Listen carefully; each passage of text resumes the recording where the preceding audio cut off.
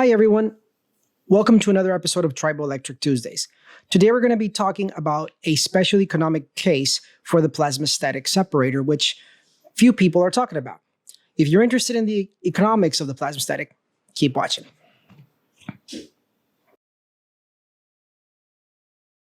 So there's a couple benefits to the plasmastatic.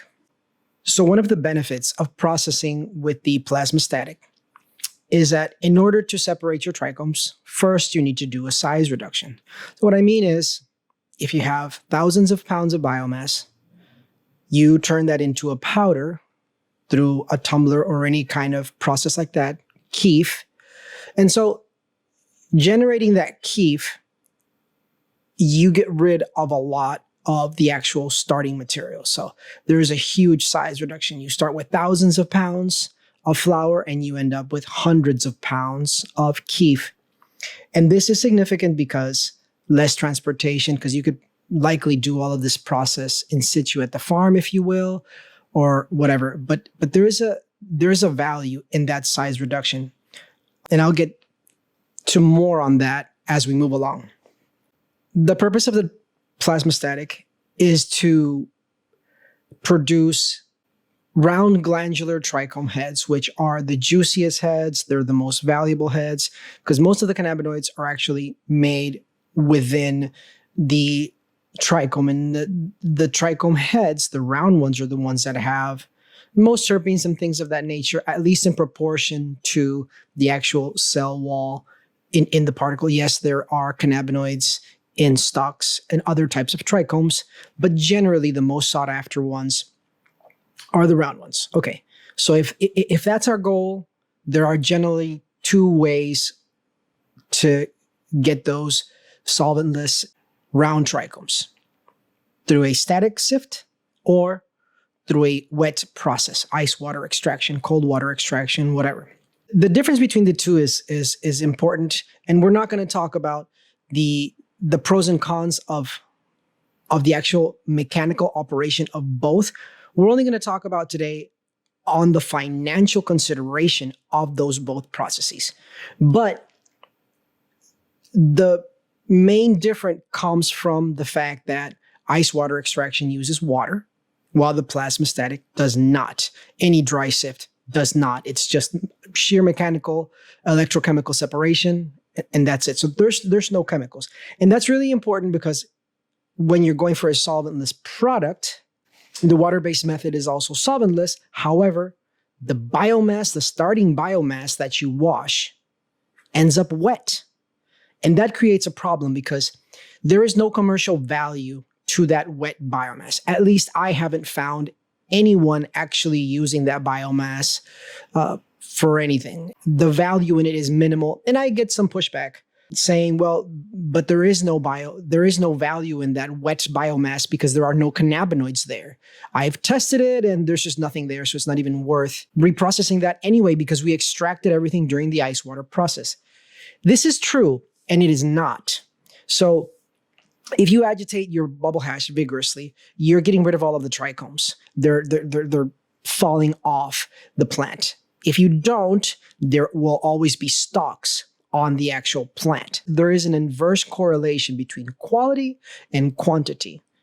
So let's say that you agitate vigorously, you get all of the stalks and all of your trichomes off of your biomass, and then you test your biomass, there's nothing there. However, when you go to your bags and you collect and then you run the numbers to what your actual yield is, you'll say, this didn't wash very well. But if the trichomes are not, if the cannabinoids are not in the actual hash that you got out or in the biomass, where are they? I'll tell you where they are. They're in the water, down your drain. So maybe you had a product that had a COA of 5, 6, 7%, yet it only washed 1 or 2%. What happened to the other 3, 4, 5%? It went down the drain, literally. See, what happens is that the stalks detach from the plant, right? And they're just in the water itself. And when you try to collect them with a bag, stalks are long, so they're needles. Sessile trichomes are needles. Bulbous trichomes tend to be very small in comparison to your regular round stalked trichomes. If you have a needle going through a square hole and it's sideways, you'll probably catch that. But if you change the orientation, it's really easy, right, to make it through that hole. So that's the thing. You'll catch some of these stalks, you'll catch some of these sessile trichomes, and they'll end up in your hash, which you will mostly remove through your rosin bag when you're pressing for rosin. But a lot of them do go through those bags, and they do go down the drain. So when you do your testing on your spent biomass, there really isn't anything there. And so that does not have any commercial value. Not that it would be any easier to process wet flour anyways. That has its own problems. But this is where the plasma process excels, because the plasma process will collect your round glandular trichomes. But after you've gone through a size reduction, just everything is concentrated. So you'll go from like there's a video of this already. I'll link to it in the description, but you'll start with whatever, 5, 6, 7% product. And there's a size reduction and concentration of that process, right? Of that product. And so that gets bumped up to, I don't know, 19, 22%, whatever that is. From there, there's a further concentration if you do some sort of sieving to remove fines and oversized that you don't get from the actual primary extraction process. When I primary extraction, I mean like a keef thief, resonator, pollinator, those types of things, right? Okay, so you go from 5, 6, 7 to whatever, 19, 20, and then that can go all the way up to 40%. And that 40 going into the plasma ends up as whatever, 80 to 95%.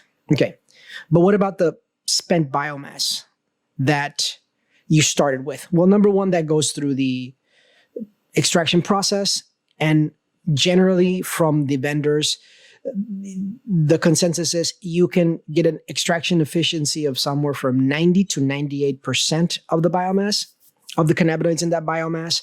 And generally, I think that when you're at the lower range, it has to do because most people that are using like a pollinator or a resonator are trying to be very gentle because they're trying to get good hash. Well, with the plasmastatic process, you don't need that.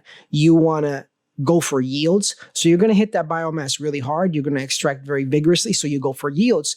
So you can be at the higher ranges of that extraction efficiency from your biomass. And then you do a size reduction, probably of a 5 to 1. So if you start with 5,000 pounds, you're going to end up with 1,000 pounds of keef. This is all varies a lot, right? So just hear me out. So we have now a size reduction. And that initial biomass has no commercial value because it just doesn't have any cannabinoids in there. Where are they? You concentrated them into, that 20% of the original starting material. So from that 20%, we're going to pluck out all of the round trichomes, and you can generally recover most of the round trichomes there. And this is again an economic situation where you can decide what percentage of those trichomes you decide to take out, because you can infinitely reprocess your keef to remove more and more and more trichome heads out of it. Generally, one pass, you'll get upwards of 90% of those round trichomes. Some of the trichomes that you're not recovering, it could be because they're not charging. It could be many things, but a lot of it is because those trichomes are very small, immature, and they're just like an empty eggshell. There's nothing inside. So there's no acidic cannabinoids to generate a charge, and so they would not be able to charge. Therefore, you can visually see them in your keef, but that doesn't mean that there's actually any money there. So my beginning biomass is spent. There's no money there. My juicy, expensive, round heads, I've recovered most of them. Now I have this concentrate that is sometimes 10%, 12% cannabinoids, but it is a concentrated, powdered, dry biomass. If I started with fresh frozen, I still have fresh frozen. If I started with dry, I still have a dry product. Whatever I haven't recovered in the process, it's not wasted. It's not down my drain somewhere. It is in this powdered biomass. So take a look at these numbers, and I can send you guys, just reach out and I'll send you an Excel spreadsheet so you can plug the numbers based on your specific situation. So my point is, don't dive into the details on the claims that I'm going to make, because you might say, well, I can't sell it for that much, or my market is different, right? My products cost more or less, or I can sell them for more or less. You can adjust these numbers to your individual market. There's so many markets, so many things going on, and the market is very volatile. So just, take this with a grain of salt, and get the general concept of what I'm trying to say. The point being is that your waste is not wasted. And that in itself has a huge economic value because your waste can be reprocessed with some sort of solvent. You can wash it with ethanol. You can even put it into BHO or something like that. So you're going to get lots of savings from this whole process, from the Plasmastatic, in comparison to ice water. The size reduction is significant. The yields are also going to be higher than ice water because generally of that inverse correlation. So when you look at these numbers, you'll see that like the extraction of ice water is actually a little bit less than what the plasma is, simply because you will always get a higher yield with the plasma because you can be more forceful. You can agitate harder. You can go for higher yields than you can with bubble hash because you don't care about quality. Your extraction, you're not looking for quality. You're looking for yields. So because you can do that, when you go down to the plasma process, all of those problems, they go away. They're remediated. So in this scenario, we're assuming that a pound of fresh frozen flour is $100. And I took one lab specifically that I work with that they do about 2,000 pounds a month of fresh frozen flour. And the average potency, 8%. Yes, it can be less. It just really depends on what you have. And so in general, you're expecting to get about 72 kilos of cannabinoids. And let's just call those just all of your cannabinoids in general to not complicate the math behind all of this. So just follow along. So with the plasma, we would assume a yield of, let's say, 3.2%. And where do I get that number from? What you're going to get is round glandular trichomes. You're never going to get 100% of those cannabinoids. Why? Because we don't collect stalks and we don't collect sessile trichomes. Similar to the bubble hash process. The bubble hash process does not intentionally collect stalks, nor does it intentionally collect sessile trichomes. You're only looking for round trichomes. Okay, so that's where that number is.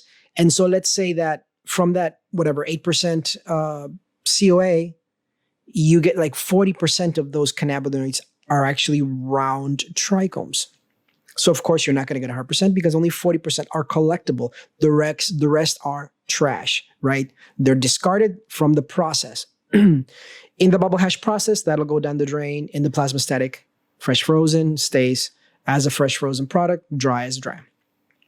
And then you'll see the difference in the two yields.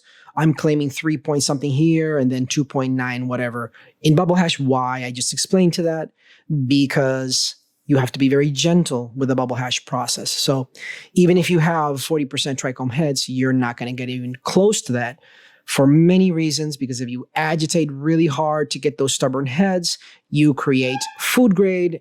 And if you're looking for food grade, then that's okay. But if you're actually trying to make a full melt product, you have a problem. So what does that mean? That means if I'm doing the Plasmastatic process, I'm going to get about 29 kg of round trichome heads. But if I'm doing bubble hash, because of what we just spoke about, I would only get about 26.8 or something like that of the initial 72, right? Because 40% of those cannabinoids were actually heads. That's all we could collect. And then heads, again, themselves are not 100% cannabinoids. They're actually closer to 80% is the theoretical maximum. So now you really start to see this huge difference in yields from one process to the other. And you can monetize that and you can say, okay, what is a kilo of hash going to sell for? So they're both similar products. They're both just trichomes, right? And you can turn that into rosin or piatella or whatever you want to do. The only difference as far as the actual final product is concerned is that the Plasmastatic trichomes are terpier because you don't use water. There's a lot of terpenes lost in that water extraction process. You don't have to take my word for it. All you got to do is smell your room, smell the water, look at the water. It just leaches all of these terpenes from the actual trichomes. And there's a couple great papers out there. There's one that shows a microscopy of a round trichome shell, and they actually have little baby holes to off gas, to whatever. But the fact that you can smell the flower, those smells come from somewhere. And one of the places that they come from is from these little holes in these trichome heads, which is where a lot of these terpenes are generated. So it kind of makes sense that you have these volatile compounds inside a shell, and that shell has little holes so it doesn't blow up. And because it has these little holes, when you're walking down the field or whatever, you can smell these terpenes in the air. So that's kind of why that is, but also means that you will lose the terpenes in the water when you're washing. So then we're pressing for rosin, right? So we're just going to assume a yield of 80%. And then this will vary what your yields are. It's nothing related to one technology or the other. It just varies. And one of the reasons that it varies is the proportion of actual squishable material to non-squishable material. Like, for example, your yields will be bad if you have a lot of stalks, because a lot of the stalks, they weigh, they take up space. They do have cannabinoids, but they don't squish well. They do have some cannabinoids, but it's very difficult to actually get them out because they're not very mobile. Versus round heads squish very good because, of course, there's a big volume of cannabinoids combined with terpenes, so they're more viscous, and so they're easier to pop and get those out. And so if you have a high proportion of non-squishy material to squishy material, then that means that your yields are going to be less. But let's just say 80% is your yield to rosin, and let's say you're going to sell a gram for $15. Again, some markets are better, most markets are worse these days, but you can plug these numbers in yourself to get data that corresponds to your market. And what this means is that you're going to have about 23 kg of plasmastatic rosin every month versus 21.5 kg of bubble hash rosin a month. Again, once you plug the numbers in at $15 a gram, we're talking between 350,000 to 320,000. So just right there is a gap, all related to the yield that you get from one process to the other.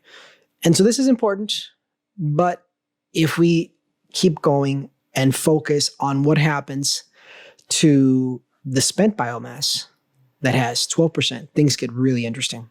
So if we take that spent biomass and we try to recover it, in the typical bubble hash process, you can't recover any of it, as we've spoken. No extraction process that I know of is 100% efficient. So let's just say that we took that 12% keef that contains mostly stalks and sessile trichomes, which is perfectly fine. It contains cannabinoids of all types, and they can be extracted. And it's actually a very handy size for solvent extraction. So let's just say that we're going to get 95% of those cannabinoids out of that using some solvent-based extraction like ethanol in a centrifuge or something like that. And so if you take that and you move on to distillation, that's where those missing cannabinoids are. And we're talking in the tune of 41.5 kgs of cannabinoids. So you're going to have about 41 kgs of distillate. And, depending on your market, this could be more, this could be less, but we're calling it $2,000 a kg of disti. That equates somewhere in the tune of $80K per month. So that's $80,000 extra a month that you would make in this scenario. I don't know, folks. Terpier product, higher yields of hash. And then on top of that, I can reprocess my tails and get an extra $80K in distillate. It's hard to beat. It really is. So I'm going from 348K a month from the plasmastatic versus 322 with the ice water. And then I add to my plasma process the 82K I made from distillate. I'm not adding anything to the ice water. And I'm not even talking about the water, the ice, all of the time to process ice water. There's nothing wrong with the product. If you can sell it, you can make money, that's fine. But it's just very hard to scale a quality product using ice water. So when you look at the plasma process, after we've deducted the cost of the starting fresh frozen material, I mean, the plasma's going to bring you in a gross of $231K versus $122K for ice water. So that's over an extra $100K a month that this method will bring to you versus ice water. Just think about that one for a second. What would that do to the bottom line of your business? More importantly, what happens when you have a cultivar that just doesn't wash very well for one reason or the other? In this case, you can take the stuff that you have, do a beneficiation process where you allocate that into its best constituents. So if this product sells really well because it's very terpy, it sells really well as hash or as rosin, I will make it into hash or rosin. But maybe it's moon rocks, maybe it's whatever that is, right?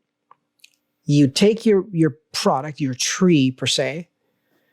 If the flower is what's more expensive, you make it into flour, right? But then the trim and the baby nugs that you can't get good money for, then those can be keefed and further beneficiated. And if that turns out that process that maximizes the utilization of that biomass is to make a full melt something or rosin, you'll do that. But everything that's left over, then you can decide, maybe it doesn't go to ethanol extraction. Maybe you're making, I don't know, $3 a gram or whatever to take it into BHO because it'll make a great BHO product, right? If you go down that route, maybe you don't want to make distillate. Maybe you want to make something else based on your market.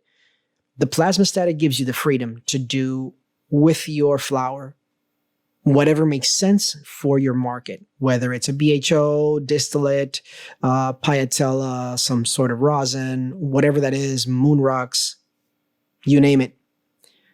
It gives you more flexibility and greater revenue potential at a lower cost in a scalable fashion than an ice water extraction process. Again, we love bubble hash. I mean, who doesn't? But let me know what you think. Am I wrong? Thanks for watching, guys. See you next time.